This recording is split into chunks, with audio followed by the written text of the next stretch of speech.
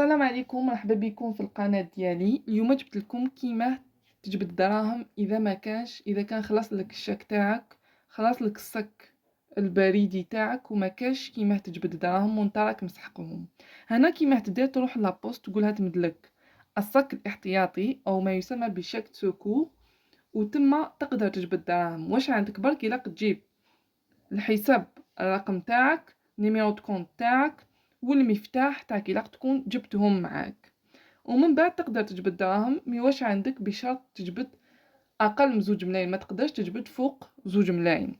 كيما دير هنايا، كيما دير باش تعمر هذا الشاك تسوكو. تروح لهنا اولا تشطب باللي واش راك حاب. شوف، طالب رصيد، راك حاب تجبد دراهم، تشطب هنا هكذا. ومن بعد يلاقي يكون عندك حساب الرقم باش تعمره.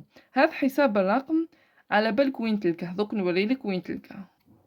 هذا هو رقم الحساب تاعك، هذا هو رقم الحساب، هذا الرقم الكبير المكون من 10 أرقام.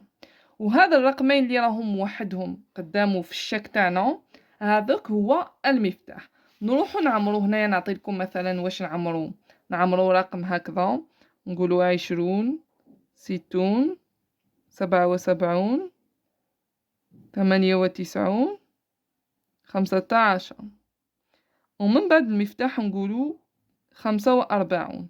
المبلغ قلت لكم تقدروا تجبدوا الماكسيموم 2 ملايين، كأقصى مبلغ تقدر تجبد 2 ملايين. إذا نجبدو نقولو 15,000 دينار جزائري.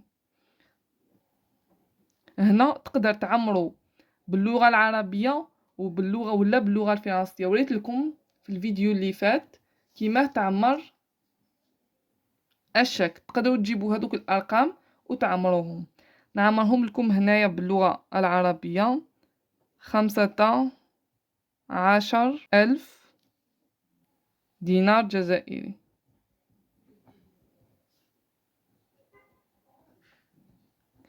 ومن بعد تروح تعمر هنايا اللقب تاعك والاسم تاعك والعنوان وين تسكن، العنوان اللي راك تكتبوه كامل. ومن بعد واش تدير؟ تروح تعمر التاريخ، نقولوا مثلا لو 1 مارس 2023. ومن بعد تمضي هنايا، تسنيه هنايا. ما تنسوش هنايا اللقب والاسم، نقولوا مثلا نوسوني كمال، وتكتب العنوان كامل: حي 1000 مسكن ولا 2000 مسكن، وتعمرو كامل. ومن بعد تقدر تجبد به لاصوم اللي راك حابهم.